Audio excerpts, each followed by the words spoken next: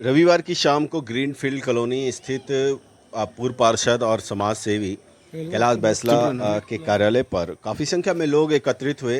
काफ़ी संख्या में महिलाएं एकत्रित हुई, पुरुष एकत्रित हुए और खासकर दिल्ली एनसीआर से काफ़ी संख्या में समाज सेवी और एनजीओ में काम करने वाले लोग एकत्रित हुए। क्या मुद्दा था अभी हम आपको सारी चीज़ें बताएंगे। बहरहाल जो है JP institute of social and political resource topic पर आयोजित इस कार्यक्रम में सभी लोगों ने जेपी आंदोलन को याद किया। कहा कि अगर हमें मूलभूत सुविधाएं चाहिए तो कहीं ना कहीं जेपी आंदोलन फिर से उजागर करना होगा। और इस खास मौके पर डॉक्टर नेहा चौधरी समाज सेवी हैं, डेंटिस्ट हैं, वह भी मौजूद रही। उनके नेतृत्व में काफ़ी संख्या में लोग एकत्रित हुए। रविंदर कुमार जो है महेंद्र कुमार गुप्ता इस खास मौके पर सुप्रीम कोर्ट के लॉयर हैं, चाम्स वुड के प्रेसिडेंट हैं, वह भी मौजूद रहे। महेंद्र कुमार गुप्ता ने सभी लोगों को बोला कि जेपी आंदोलन के आज के समय की मांग है और कहीं ना कहीं हमें फिर से एक होना पड़ेगा। अपने काम धंधे के साथ साथ हमें इस ओर भी ध्यान देना होगा, क्योंकि समस्याएं जो कि तो बनी हुई हैं। कोई भी सरकार आए जाए, हम टैक्स देते हैं लेकिन हमारे को उस हिसाब से जो सुविधाएं नहीं मिलती हैं जिसके हम हकदार हैं। हमने भी इनसे बातचीत की और तमाम डॉक्टर नेहा चौधरी से बात की, महेंद्र कुमार गुप्ता से बातचीत की जो सुप्रीम कोर्ट के लॉयर हैं और कई देशों का भ्रमण कर चुके हैं। और इसके अलावा कई और लोगों से, अजय जी से बातचीत करी, उनसे भी हमने बातचीत करी। तो दोस्तों बने रहिए। और ये कहीं ना कहीं हम सबकी समस्याएं हैं और इसीलिए लोग आज के समय में जेपी आंदोलन को याद कर रहे हैं। आज की युवा पीढ़ी जो है जेपी आंदोलन को बेशक नहीं जानती होगी, लेकिन कहीं ना कहीं युवा पीढ़ी को भी जेपी आंदोलन, जेपी का नाम क्यों पड़ा इसके बारे में उनको भी इतिहास पढ़ने की जरूरत है। बहरहाल जो है हमने सभी से बातचीत की और जाना कि भाई इस जो आज बैठक हुई है उसका निष्कर्ष क्या निकला और आगे किस तरीके से ऐसी बैठकें सफल हो पाएंगी, उसके लिए क्या एजेंडा है। तो दोस्तों बने रहिए, पूरी वीडियो देखिए। रशिया के गोर्बाचोव को किसी पॉलिटिकल पार्टी ने उनको सत्ता से हटा दिया, बिल्कुल, और उनको कैद में डाल दिया। नहीं, मैं रूस में था। बहुत सारे लीडर्स जो छोटे छोटे लीडर्स थे दैट टाइम, उसके बाद उनका राइज हुआ, जेपी मूवमेंट हो गया और आपके राम मनोहर लोहिया जी का ये हुआ, उन समाजवाद, उनका जो समाज विलास जी हो गए, बहुत सारे ऐसे लीडर्स हुए जिन्होंने इसको ग्रास्प किया और उसके बाद इसी चीज को आगे लेके गए, लेकिन वो भटक गए।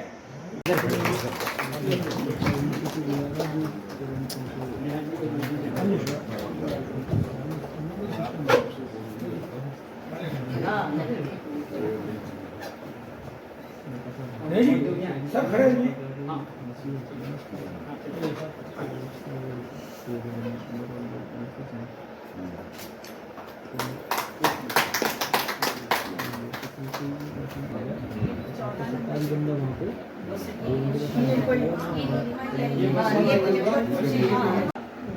इस दिन का करते हैं, उसका कितना ग्रामर होता है उसको बताते हैं और उससे वो नेहा जी, आज ग्रीनफील्ड कॉलोनी कैलाश बैसला जी के कार्यालय पर रविवार का दिन है और शाम के समय काफी संख्या में एनसीआर के कई गणमान्य लोग, प्रबुद्ध लोग पहुंचे हैं।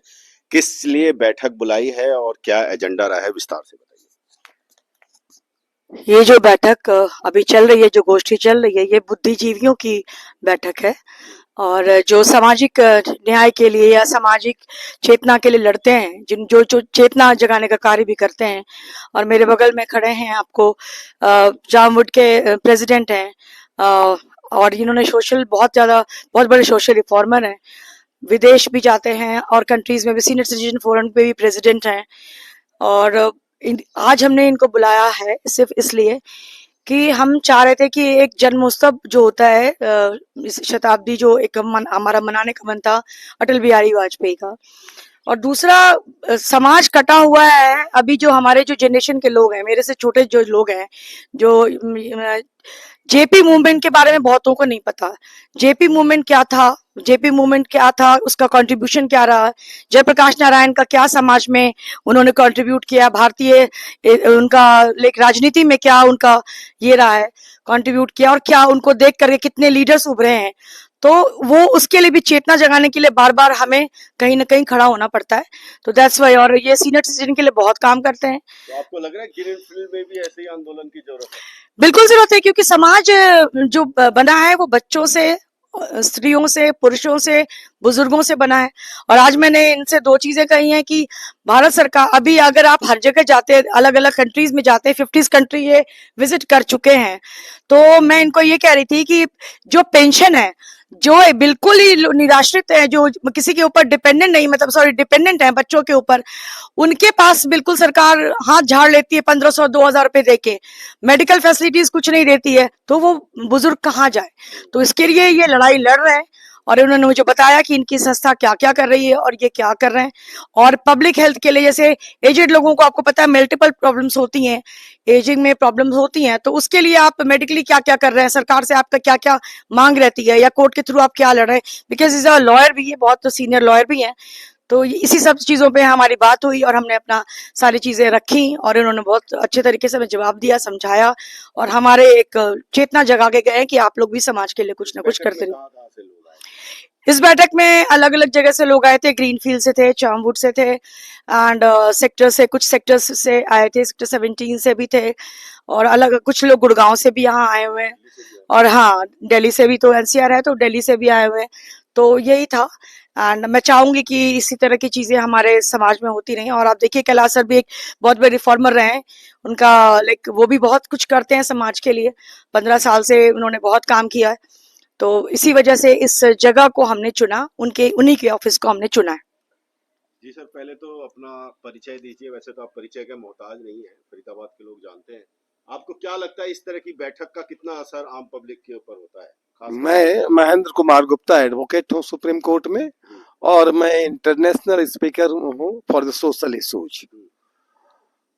मैं इन लोगों के आग्रह पर यहाँ आया हुआ हूँ आज, और मैंने देखा कि इनमें सामाजिक परिवर्तन की चेतना है, ये लोग भी कुछ समाज के लिए करना चाहते हैं। तो मैंने इनसे कहा है कि आप जयप्रकाश जी के विचारों को और जयप्रकाश जी के आदर्शों को आप जन जन तक ले जाएं। आम आदमी ये समझे कि जाने कि जयप्रकाश जी क्या चाहते थे और सामाजिक परिवर्तन कैसे लाया जा सकता है। सामाजिक परिवर्तन लाने के लिए अगर जयप्रकाश जी के विचार और आदर्श को हम आम लोगों तक पहुंचा पावे तो इस देश में परिवर्तन आएगा। आज आप जो अव्यवस्था देख रहे हैं, जिस ढंग से अन्याय, अत्याचार, सामाजिक अव्यवस्था देख रहे हैं, उसको मिटाने का एक ही उपाय है कि हम जयप्रकाश जी के आदर्शों पर चलें, जयप्रकाश जी के विचार और आंदोलन को फिर से चालू करें।